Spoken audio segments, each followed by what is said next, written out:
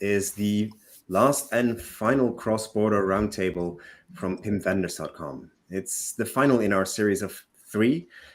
If you want, you can see all the previous roundtables on YouTube where we publish them. And we will also publish this one after we have wrapped up. It's not required to do all these before you dive into this one, but we will be sharing a document with all the learnings and a cross-border checklist at the end of this session with all the attendees. So if you want to, revisit all the learnings, you can view them all on YouTube and stick around for this one, obviously. But we will also send out a document with all the learnings summarized. Now, before I sort of fill the full hour with kind of crazy discussions on different topics, I want to hand over the floor to our great moderator, Glyn. Glyn, you have the floor with the audience. Great. Many thanks, Stefan. Yeah, good afternoon, everybody. Thanks for joining us for this, as Stefan referenced, the third and what is the final edition of a series of roundtables we've been running on the topic of cross-border commerce. The series originally came about after a webinar that we hosted about a year or so ago on the topic of selling across borders. And it sort of highlighted how incredibly broad the topic actually is. And we reckoned needed a bit of a deeper investigation. So here we are back again. The first of the 3 was preparing the cross-border journey. And then we moved on. The second was about achieving efficient cross-border commerce. And today, in the final leg of the journey, we're exploring the future of cross-border commerce. Before I ask each of the panel members to tell us a little about themselves, I'll just give a very brief bit of background on myself. I run a business called Retail Insider, which is a website of opinions and insights. It's on the retail sector with some leisure and hospitality thrown in. We have a bit of a focus on technology and digital developments. We also produce various reports and host events. And it's also a pleasure sometimes to be invited to chair roundtables for other organizations, such as PIM vendors in this case. Certainly hoping the next 50 or so minutes will be particularly interesting, because certainly our discussions to date, we've discovered that cross-border commerce touches many companies. Also, it includes many companies who don't actually know they're involved in cross-border activity. It's often perceived as crossing international borders, but it actually encompasses things like regional borders within the same country, which brings in things like different cultures in different regions, etc. But before I say any more, let's bring in the panel at this stage, and I'll just ask each of our experts to briefly introduce themselves. And in no particular order, we will start with Justin. You want to just brief background about yourself, please? Hi, Glenn. Thank you very much, and thank you very much for inviting us to the third session. My name is Justin Thomas. I'm the sales director for Precisely Interworks. We are a global organization. Roughly about 2,500 people. We service the 99 of the Fortune 100 companies with solutions. You may be scratching your head and saying which one of those 99 you don't service, and that would be Tesla. Actually, is the only one that we don't service. And I'm responsible for our product information management and master data management solutions across EMEA and APAC, and I'm joining you from a very wet and windy London today, but it's great to be here. Thank you. Great. Thank you, Justin. And moving on, Dagmar, you've got a brief intro, please. Hello, everyone, and glad to be here. My name is Dagmar Schneider. I'm the managing director and at the same time working as a business architect for Lighthouse Integration. We are an integration company, obviously. The name says it already. And we are helping customers to connect different systems, whether that's a PIM or whether that's a CMS, and get them all together so that there is a seamless experience for the users and a good outcome, a good product at the end. Lovely. Great. Thank you very much, Dagmar. Rupert? Hi, everyone. As you can see, I'm Rupert. I am with InRiver. We're a leading vendor of PIM software, so software as a service, and we have about 1,500 brands using our platform. I've got about 15 years experience with PIM and DAM, and my passions are around customer experience, audience engagement, and of course using product data to support the customer journey. Thank you, Rupert. And last but certainly not least, Harold, do you want to give a brief intro, please? Yeah, so thanks for the invitation. So being the third time into this roundtable, it almost feels like a chat with friends at home, at somebody's home. I am senior consultant at Via Medici. Via Medici, we are also one of the leading providers of PIM and MDM solutions. Also globally active, and I'm particularly proud of our customer retention rate, which is, as somebody told me, above 99% since the beginning of our company some 20 years ago. Great. Thank you, Harold. And during this chat between friends, we're going to look to hopefully cover off three broad areas. Firstly, we've got the future, what's on the horizon. That's the, I guess, crystal ball looking component of this session. And then we'll look at how does that relate to now. We'll look to bring things back from the future to something like a 1 year-ish time frame. And then finally, as a bit of a call to action, if you like, we'll then be looking at maybe what organizations could be doing today on their cross-border journey. Through the session, I'll be throwing a variety of questions at our panel, but it'd be also great to hear from yourselves as well. So if you do have any questions, then type those in on YouTube or LinkedIn, whichever platform you're viewing this from. And I'll look to bring them in wherever possible, if relevant. For more specific questions, then Stefan will be picking those up and he will seek to answer those ones for you individually wherever possible. Right, moving on. The first topic, as highlighted, is the future, with a little bit of a look into the crystal ball of where we might be going with cross-border commerce. But just as a starter, slightly philosophical question, I guess we could say here, what do we mean by the future? What sort of timeframes could we be looking at? Rupert, as the future-looking starter here, what's your views in terms of what should we be looking at from a future perspective? So in terms of timescales, I think things are moving quite rapidly and have moved quite rapidly. There have been a lot of companies that have gone forward with digital transformations. I think COVID accelerated retail by about 5 years. And I see going to new borders as an extension of this. We're seeing a lot of activity in B2B, particularly around builders merchants, for example, a bit random. That's something that we're seeing a lot of, and less so on the retail side. It's more B2B that we're seeing at the moment. But yes, the short answer there, very fast, it's happening quickly, and even more old-fashioned companies that traditionally wouldn't do this stuff, we're seeing them put their foot on the gas. Right. Okay. Thank you, Rupert. Harold, what's your observations on this one? Well, speaking of timeframes, Rupert mentioned it. It was an interesting question. I have a recall from a recent talk that when I think about the future, I think in a time frame of at least 3 to 5 or more years, with the bigger changes. And thinking of a shorter time frame, I perceive there's this a movement in crossing borders between systems and between organizations. So companies interchange more data. They don't look just at their own systems. They don't just look at an interface. They look beyond the borders of their organizations. And that's what I perceive becomes increasingly important to also the slower working companies during the past, well, maybe 2 or 3 years. Okay, great. Thank you, Harold. Dagmar, what's your take on this one?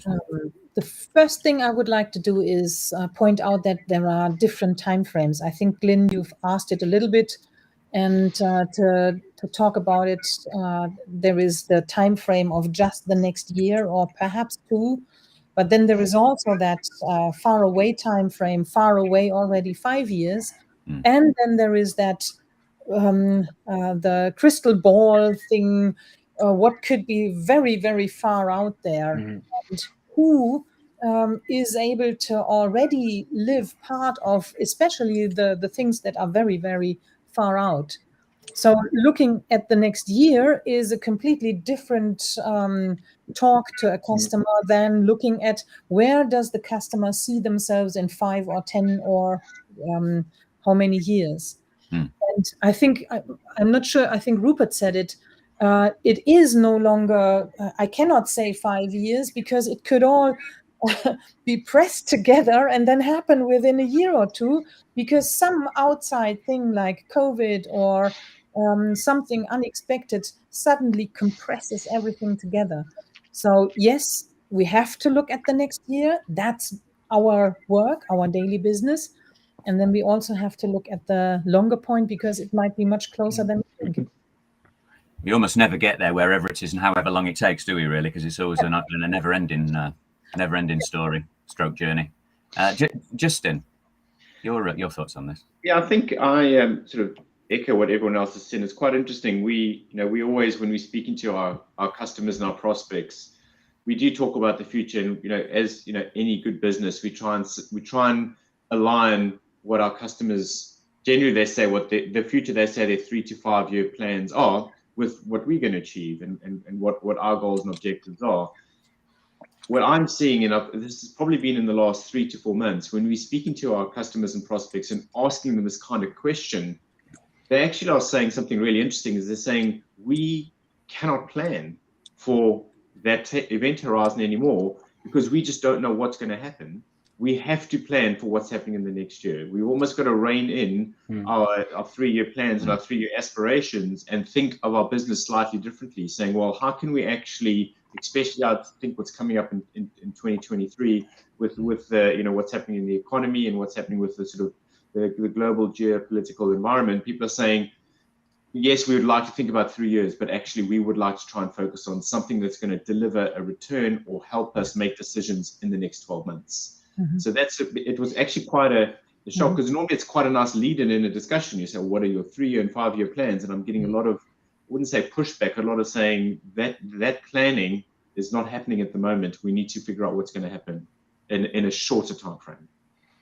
Well, COVID was referenced, and the last 2 years, which COVID encompassed, is almost sort of, you forget that 2 years. They almost seem to have disappeared. Whatever companies did in that 2 years, it's almost as if it didn't exist to some extent, really. It's interesting is people are not really talking about COVID anymore. They're talking about the economy. They're saying, okay, how are we going to?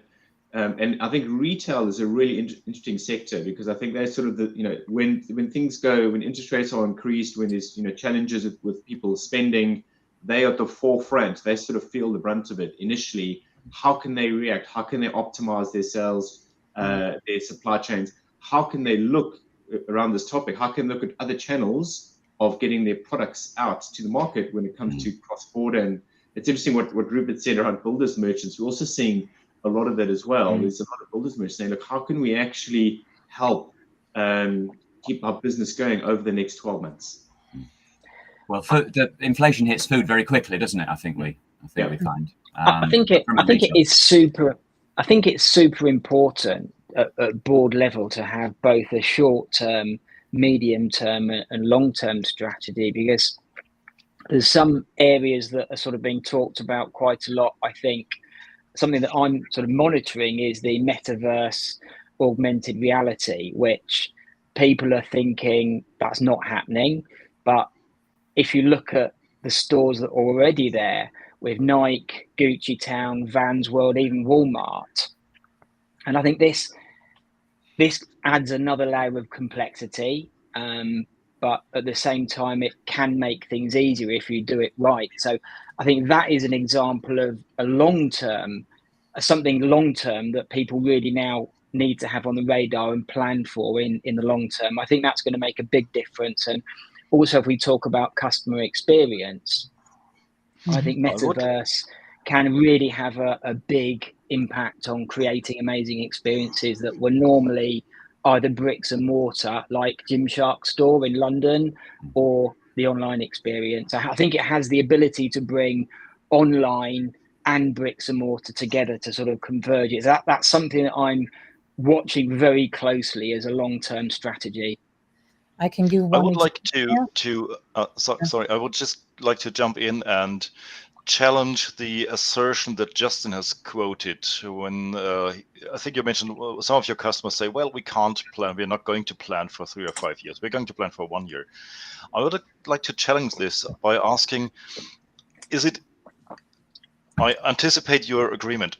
By asking, is it even possible to plan for 1 year without alignment to a long-term strategy? I don't think it is possible, but the challenge is that they've almost got this pressing need in order to do something short term. So I'm pretty sure these organizations in the back end are planning. I mean, no one's running any business is not going to have a 3 or 5 year plan. Yeah. But it's almost like, because what we try and do is paint the picture of where you can be, but often when we're trying to paint that picture, they're trying to rein us in a bit, saying that's great, but what can we do in the next year?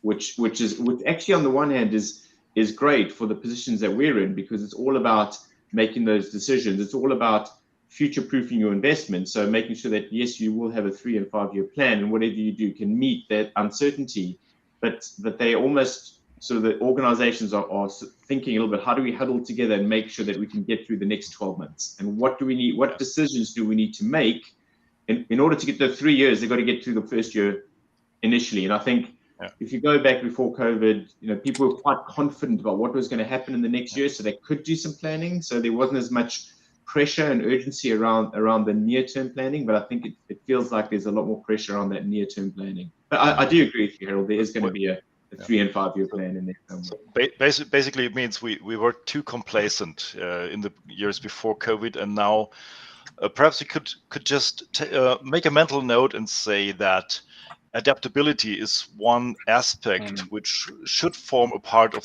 of a cross-border strategy. Yeah. And also, we should not forget that what we experience in our personal lives, which is also insecurity and fear, Angst, as we say in German, also influences us when we are on the job. And we have this German saying, Angst essen Seele auf. So fear eats your soul. You are not making clear decisions about the future. You are getting, you said huddled together. That is the atmosphere that we are all swimming in. Yeah. I think you have to plan to be nimble and dynamic to change quickly. And I think that's both in the organizational structures and teams, but also in the technology, headless technology, service-oriented architecture, so you can create the interconnects between systems that will allow you to change very, very quickly based on economic trends, market demands. So yeah, plan to be nimble and dynamic, I think, rather than planning over a fixed, to deliver something over a fixed timescale. Things can change so quickly now. And I think, Rupert, they have always changed. I mean, you make your first year and you plan for the next years, and it's a moving target. It's always have been that way. And flexibility is a key, let's say, ability in these times. Yeah. I think part of that, which I was going to explain what Rupert said, is I'm seeing a lot more interest around the interconnectivity of other systems as well, because PIM PIM and MDM, they don't sit in their own right. They actually live and breathe by getting information from other systems and sending information to other systems. So investing in an ecosystem that allows you to make those changes on the periphery of your PIM or MDM system is becoming more and more important. So real-time integrations, API-based integrations, so they can actually change these other bits and pieces without completely disrupting what's happening within your PIM. Yeah, I think quite a lot of the organizations that we're working with are, it's part of a digital transformation, so it's not just PIM. And I think this is a really major point. So when you're looking at your ecosystem, whether it's PIM, e-commerce, marketplace, order management systems, fulfillment, all of those have to be looked at together. They have to be able to talk to each other, and you need to have the teams in place culturally in the organization to support those. So yeah, the interconnect, the APIs between them, it's all really critical to get that in place in order to scale it and change quickly. Right, thank you, Rupert. Just moving on, I'm just thinking in terms of, as we do, whatever the timeframes we're looking at, could we be looking at a situation where we effectively not dealing with any borders at all? Where everything has become this sort of Well, personalized, automated, decentralized systems, etc. And we don't have, effectively, borders are all eradicated, and we can just seamlessly It operate. boils down to the border of the individual. You have an individual customer, whether that's a B2B or B2C, it doesn't matter. There is an individual customer, and that border will always be there. The more individual you have your own approach, the more borders you'll actually have to cross. So yes, it could be that country borders fall, although we saw in the COVID time as well that they came up again. So they could go away, but you will have to face more detailed borders in your target groups. And when you go deeper and deeper into the individuals' situations, then you're looking there for your border. Will that be a doable prospect then, do you feel? From my perspective, I would say definitely yes. I have seen systems, and I'm not going to say names now. I have seen systems who are completely capable of doing this, and being so detailed in the approach, and at the same time taking care of that information to target into the individual homes or into the individual's lifestyles. It's totally possible, yes. I think the borders will become increasingly more invisible. And if you look at the statistics, I think about 75% of consumers are buying across borders. And do they even realize that? I think the answer to that question is probably no. And you've also got, I know in the UK, there's new tax and import agreements that have been put in place globally that make that cross-border function easier. So I think to the end user, those borders are in some cases completely invisible, but to the organizations that are selling, they're less visible. But when you look at the fulfillment systems and fulfillment companies, you can also make that less visible to the organization that's selling as well. So I think in some cases, they're becoming almost invisible. In other cases, the borders will always be there and will present challenges, I think. Right. Okay. Yeah. You, Harold, which camp do you drop into? You feel the borders will always be there, or will they eradicate over time through technology, intelligent systems? I guess there will always be borders. I am with Dagmar and Rupert, especially when it. Of course, if we could imagine a world without language borders, without currency borders, without different legal regions. We could imagine a country with a society without different budgets, where everybody's got the same money. So that's gone as well. But when we think all this through, we'll end up at the individuals, and then we have borders plus going from this basis to upwards to new borders or evolving borders. We may have people, organizations who are working cross-border and those who don't. So that's another border. And when we think about different systems, these are other borders. So we could, of course, imagine a world without these borders aside from individuals. But I would rather say some type of border will always be there, but the borders themselves will change. We have experienced the fall of the Berlin Wall plus the Iron Curtain. You have experienced the EU. So now other borders have involved, like the borders which came up again due to COVID and so on. So I think there will always be some borders which ask the question, how do you want to cross them, and what are you going to expect beyond these borders? Yeah, thank you, Harold. Justin, have you anything to add on this one? I'm actually seeing this from a slightly different angle. So I agree that, like Harold was saying, is there's always going to be borders there. But what we're seeing a lot nowadays is, and Dagmar, Rupert was talking about the customers. What our customers want to do is have a single view of who their customer or vendor is. So they understand. The example that we use, which is quite a basic one, is Dagmar could have a house in Germany, could have a holiday home in France, and she could be buying products from the same company from different places. Now, if someone wanted to market to Dagmar, they want to see her as a customer 360. So not only from a product perspective, but they want to say, well, actually, we see that Dagmar is investing a lot in, and we talked about building materials. She's doing some home renovations in France, but actually all the invoices are getting to Germany. So actually we should market to her in Germany based on the products we've got in France. So what they want to do is they want to try and get rid of those. The borders are more internally within their systems, because the system would, see you as two people in two different places, and they can't then marry the products up, and then they can't look at what the total spend is. They can't have a look at marketing. So there's a lot of analytics that you cannot do if you've got these internal clusterings of data and products. So we're seeing a lot of organizations are looking to optimize the existing customers by removing those internal borders to get a single view of the customer, marry it to the product, and then make some really intelligent decisions on how they can grow their business. Yeah, I think as a trend, what I'm seeing is where organizations have traditionally used a distributor in an overseas market with quite a distance in that relationship.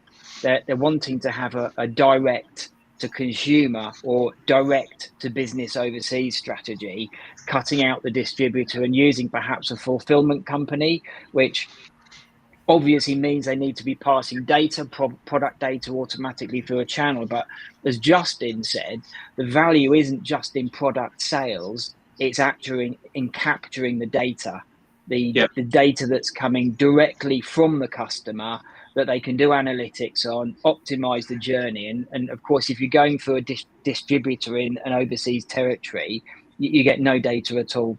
And data, of course, is gold. Thank you, Rupert. Just moving on to that area, and I know we've discussed it because it's inherent to the conversations we've been having in terms of where you automate processes, and we've touched on translation and currencies, etc.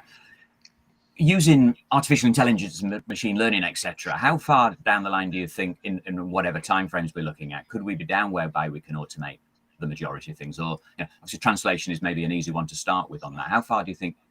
How far down the line do you think we can go in the near midterm? You were nodding slightly, Dagmar, so that gives me the invite to come to you initially. So translation is definitely a topic where AI or machine learning has already made huge steps forward, and we can all test that by just using Google Translate and test how far did it develop during the last years, from it was totally unusable to actually I can take it, I can just change a few things, and then it's my text, I can send it out. So that is a very, very obvious one. The other area where this comes to bear is the topic we've just left. How do we gather all that information about a person? It's not that easy to handle that big data, as it's called. And that is also an area where AI can definitely help a lot. Thank you, Dagmar. Anybody else with predictions in terms of how far down the line we can go with automating these components of cross-border trade? So I think what we're seeing is a lot more around machine learning in the first instance is where we're seeing, because there are a lot of sort of algorithms and predefined ways of doing this. And it's actually quite interesting. I'm starting to see a little bit of a trend around what they call human in the loop machine learning as well.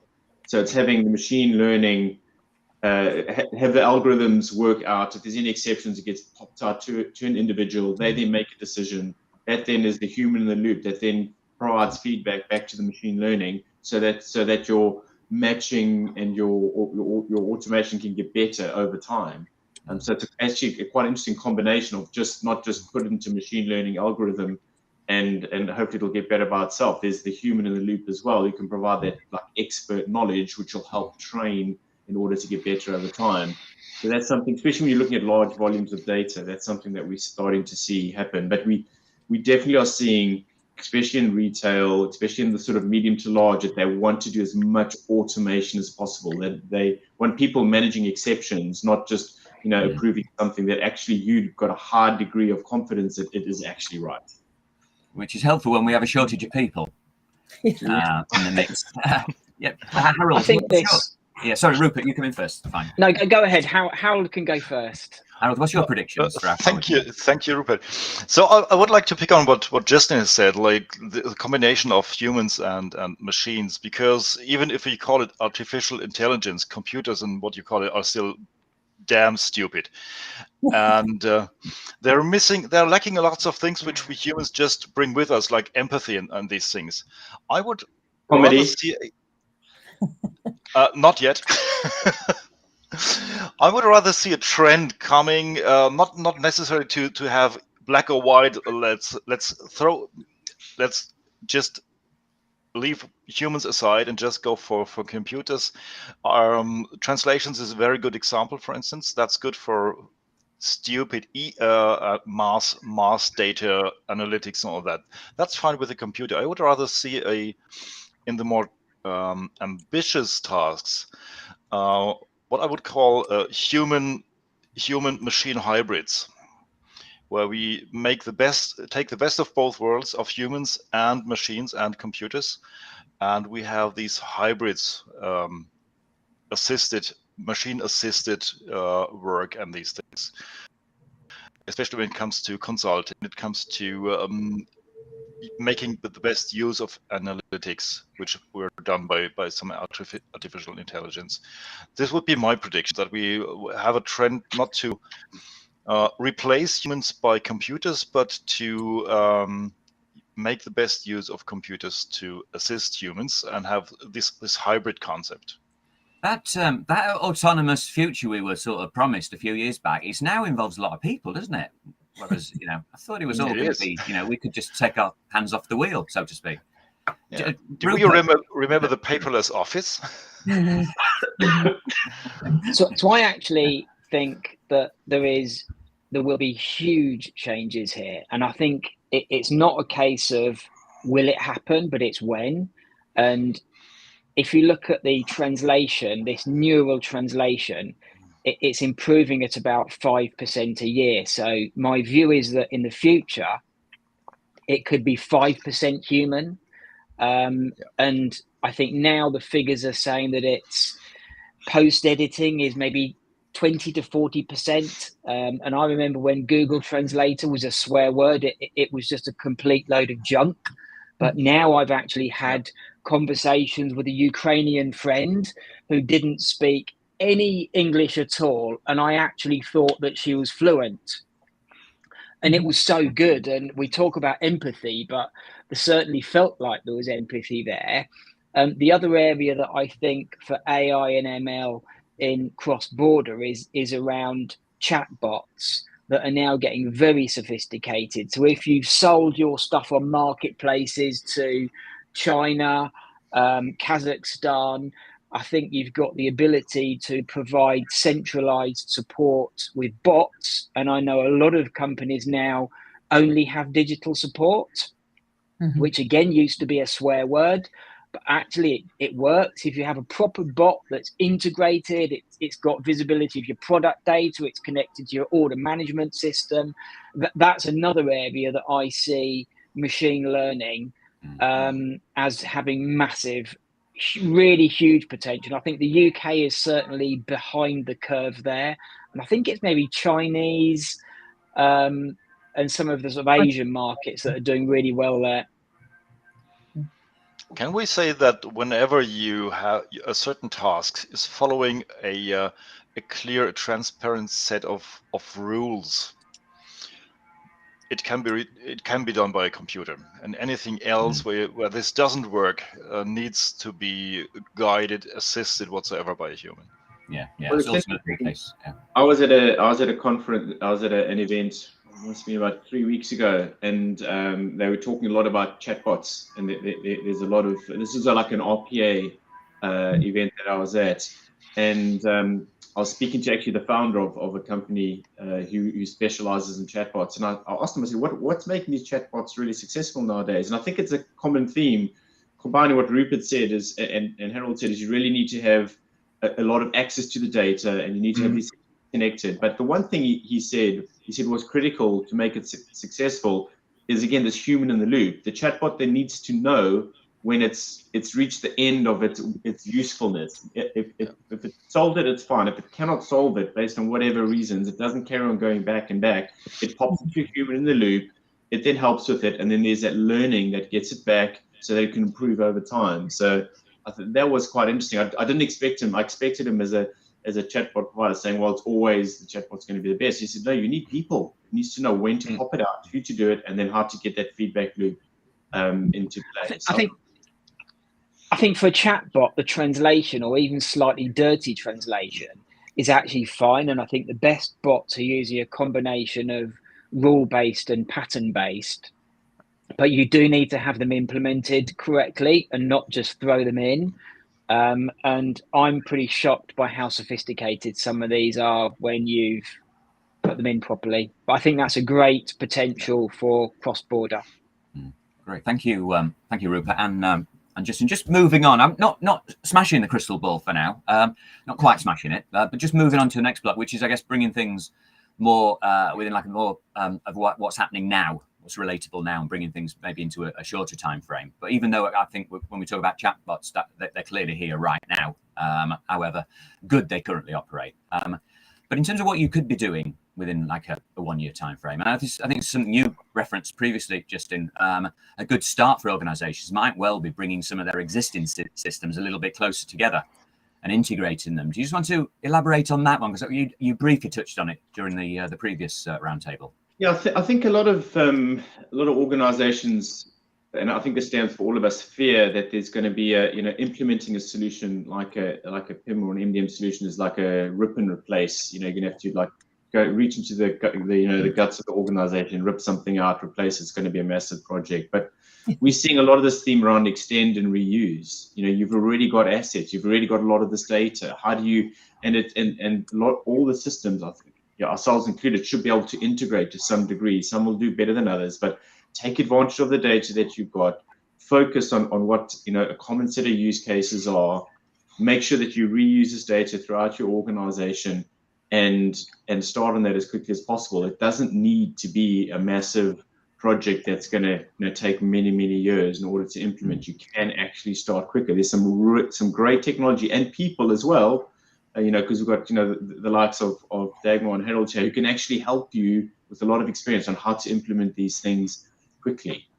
Right, thank you, Justin. Now I will bring you in, Dagmar, because I know one of the big headaches is integration, and you've clearly got integration in front of you on the screen right now. That also answers partly the question that was posted into the chat. How does each solution take the short-term and long-term hurdle?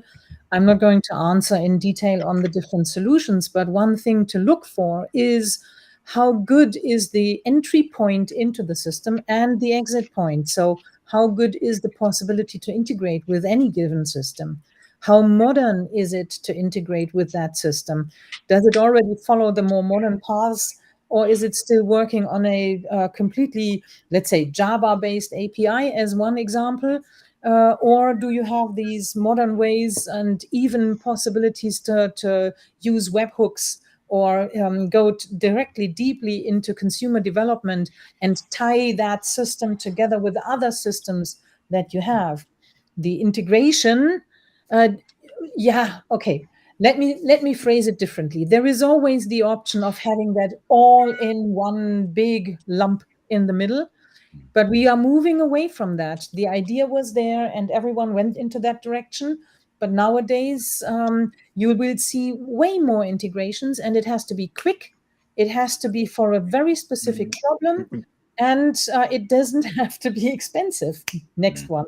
Great, thank you, Dagmar. Harold, I mean, I guess we've got the integration aspect here to maybe think about, and then obviously the original point was, I guess, to some extent leveraging your existing assets. What's your view on those two components?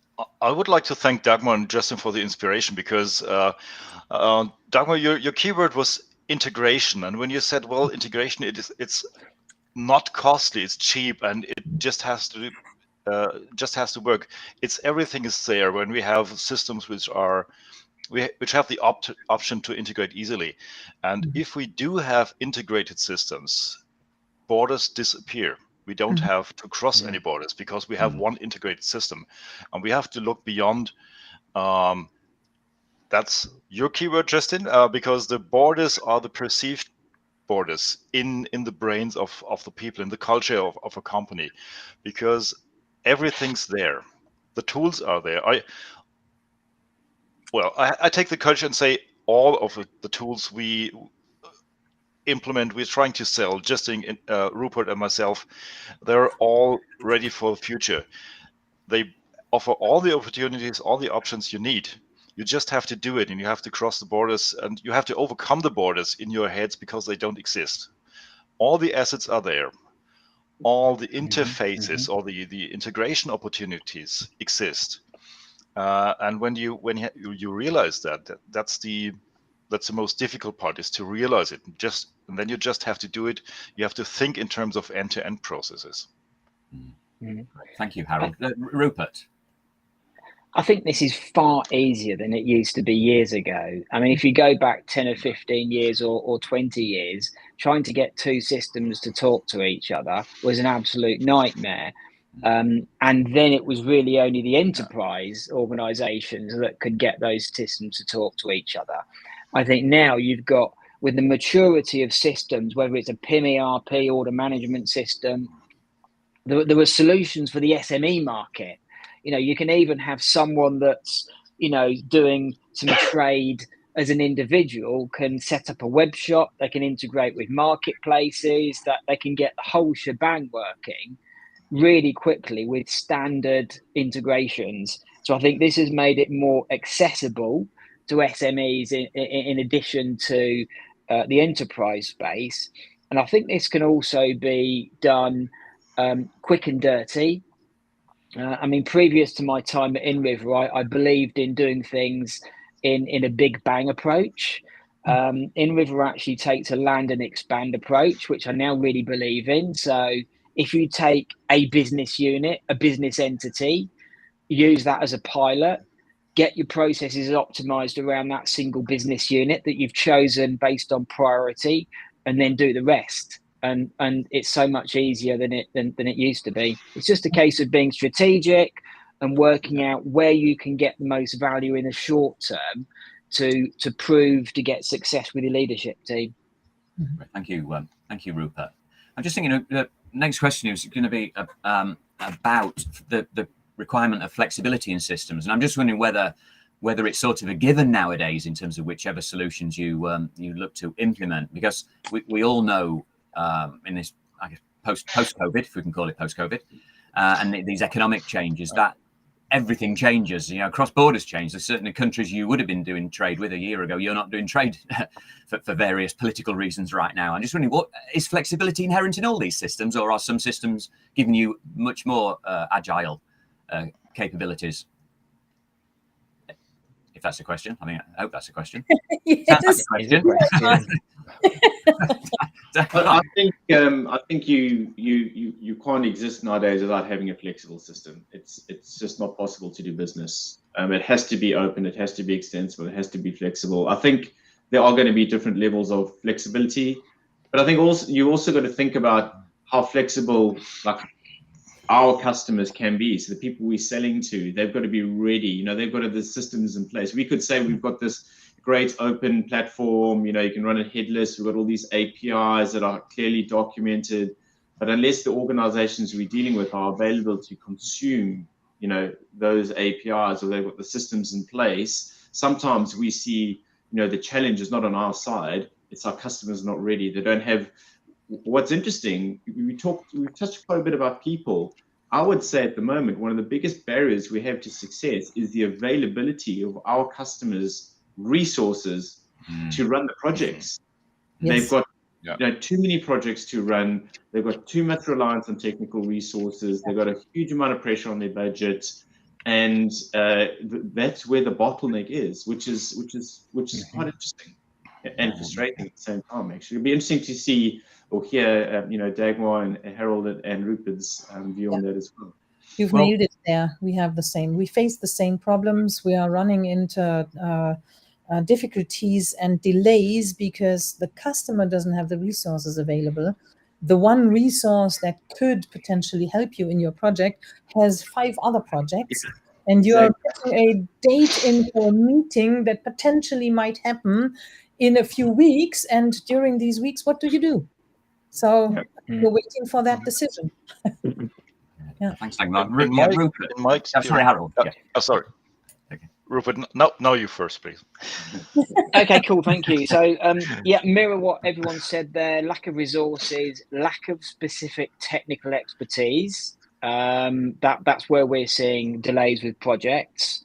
To put my techie hat on, I think where we see legacy systems, they're a nightmare to integrate with, and also they need a lot of resources to integrate. So where you've got these old systems that were architected 20 years old, it might take 30 man days to build an API into it. Whereas if it's a modern scalable architecture in River, they're pretty easy to work with, and you can integrate pretty quickly. Just kind of throwing that in there from a techie, not a sales perspective.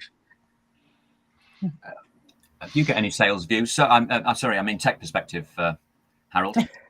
I was just wondering which hat I might describe I'm going to put on right now. It's not the techie hat.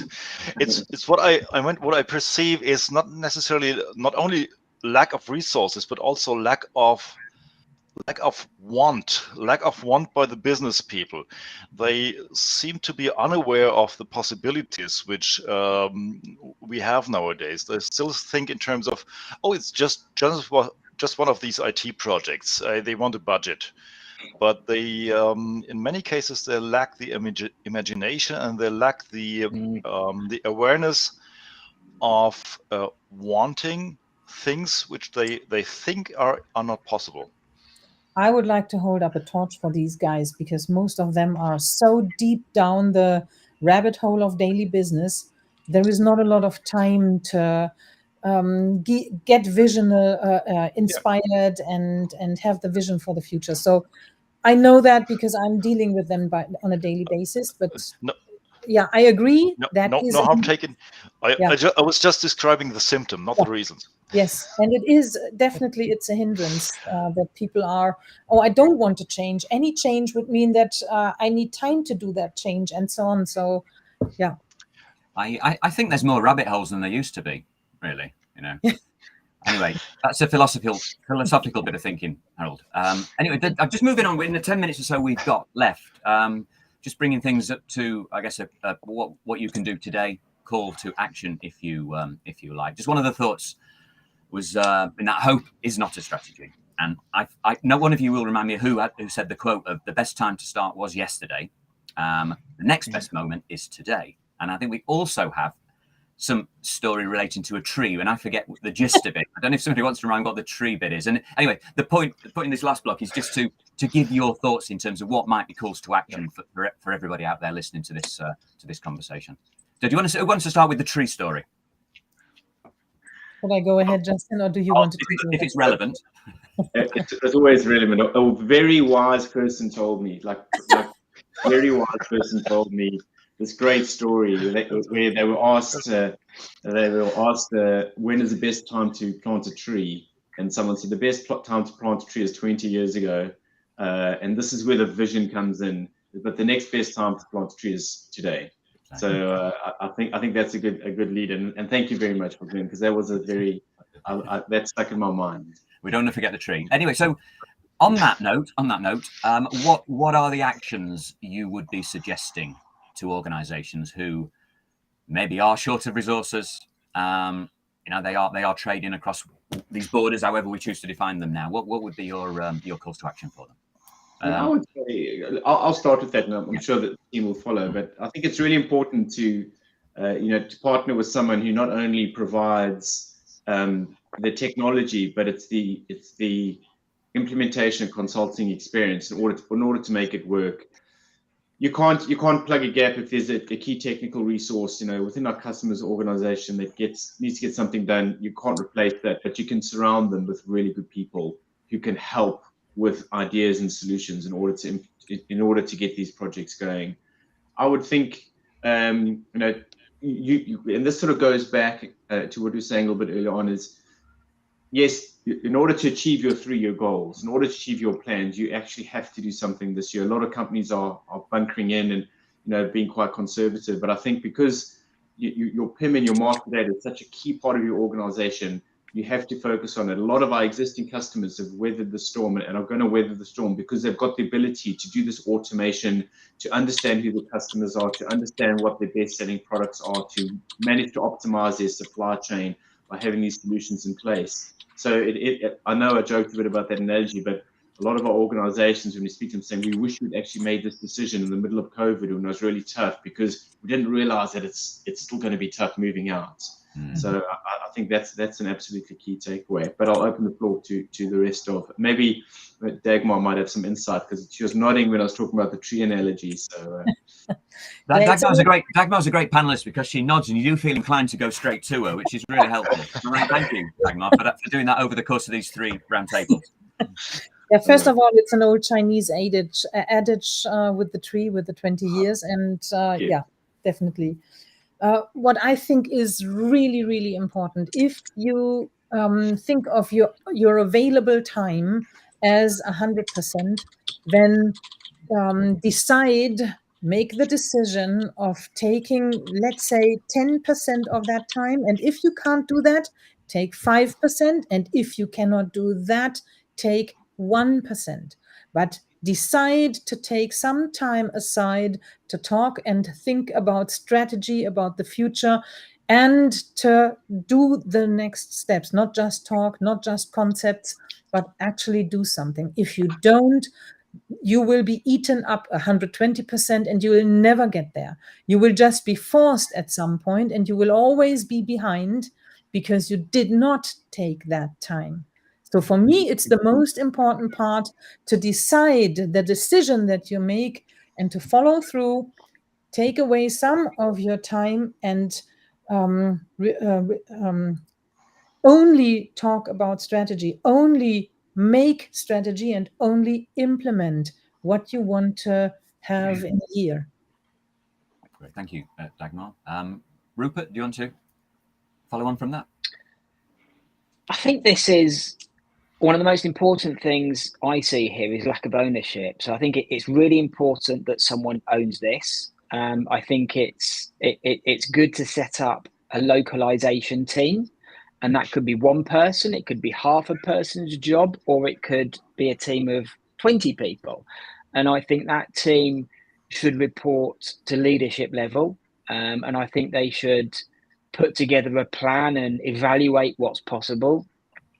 And in terms of moving quickly, I mean, this might sound a bit dirty, but I would look at what competitors are doing, what similar companies are doing in the market, what's not working with competitors and similar companies, and copy it. That sounds quite brutal, but I think that can speed up progress for organizations that are behind the curve.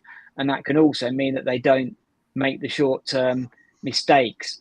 If you take that strategy, I think you've then got the potential to prove to the business that the strategies are viable, and then get the ability to get more funding, to grow the business, and to widen your strategy. And that's the advantage of not being the first mover to some extent there, isn't it, Rupert, really? In being able to see the learnings from other organisations if you are slightly behind the curve at this stage. Mm-hmm. Harold. Well, my answer has 2 parts. The first part will basically second what all the others have said. Make a decision, do some focus time, and get help. So by get help means ask those people who are in the business for quite some time, who have done that before, and don't be too intimidated by this heavyweight word of, oh, we are doing cross-border commerce. It all comes down to, well, fairly standard procedures affecting your systems, affecting your organization. Getting out of the rabbit hole, or making yourself free from being prisoner of your daily business. I second what Dagmar has said, and I would like to add one crucial thing, which is very important. Give yourself make a conscious decision not to do anything else.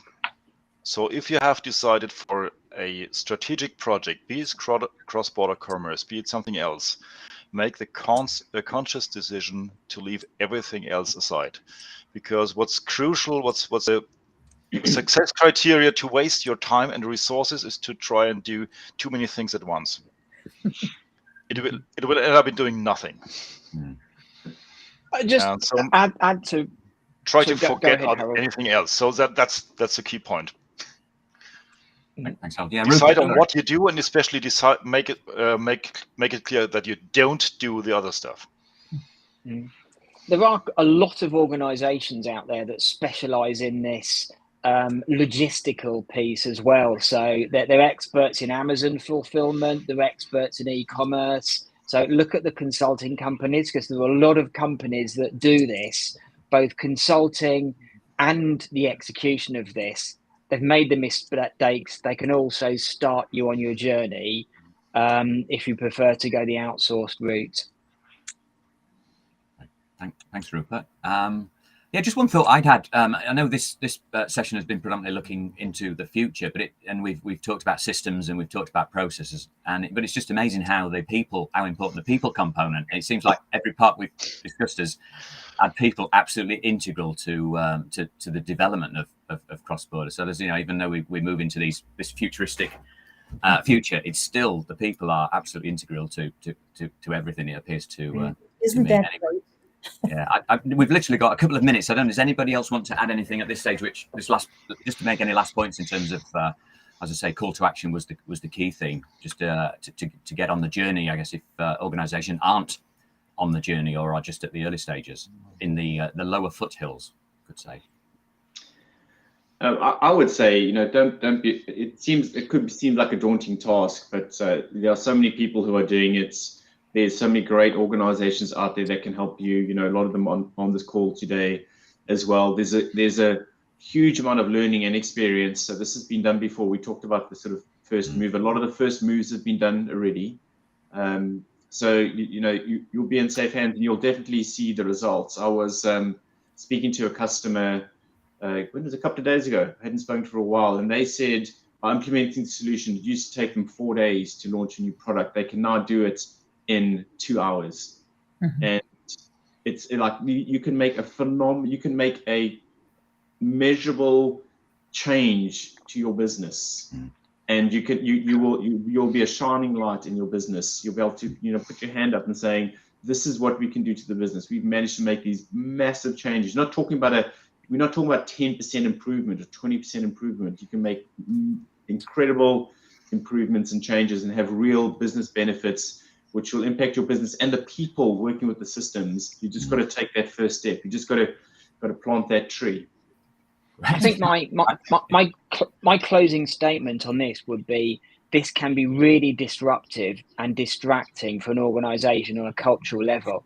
This can be the CEO's pet and distract you from your own market that's providing the revenue to your company. So focus on your local area. Don't let it distract you, but also execute on your localization too.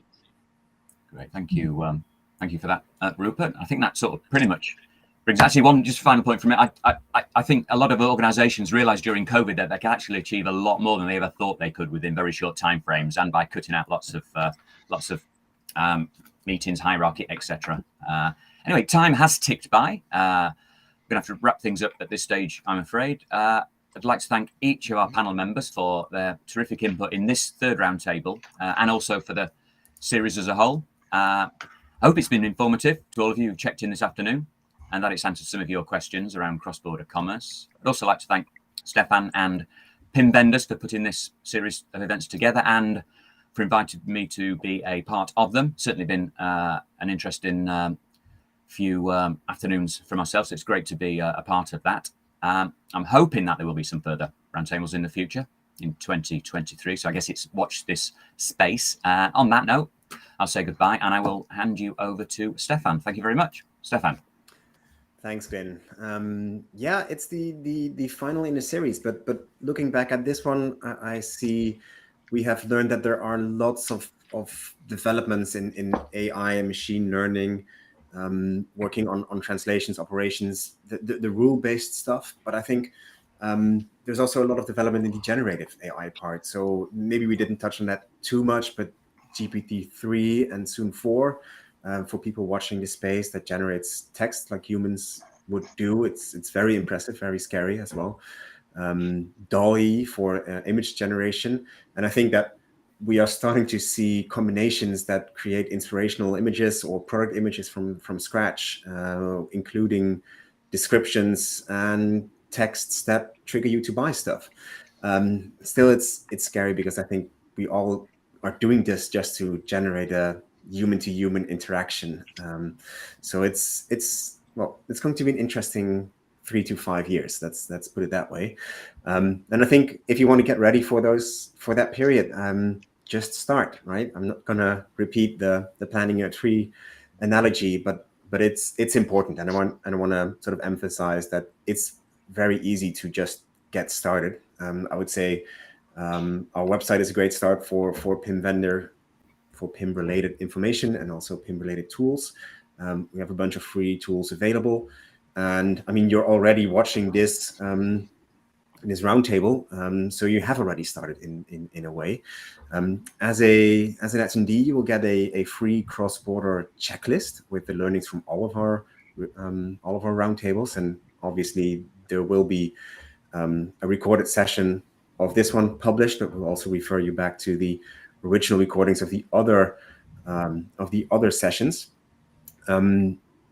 There is one event coming up from PIM vendors that I want to highlight, and that is a lightning demo that will come on the 15th of December, where we have 3 tools that will pitch their solution on a workflow-related topic. So they will highlight how they manage PIM workflows. It's going to be super engaging and super interesting to see, 1 hour, 3 tools on how they approach this subject that we see much more often in the requirements that from our customers.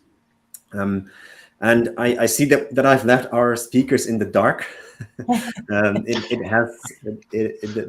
evening has set, even though it is still officially afternoon, at least in Central Europe. I really want to thank the panel. We have been through this journey in multiple sessions and have become sort of there is a bond there. We saw that before we went live, and I really want to thank you all for joining us, the audience, PIM vendors, so often and going with us on this journey from starting to, I would say, finishing, or the future of Crossborder. And I want to thank Lynn for hosting not just this session, but all the sessions that we did, especially on this Crossborder session or series. And I want to thank you, the audience, for listening. So thank you, have a good evening, and see you the next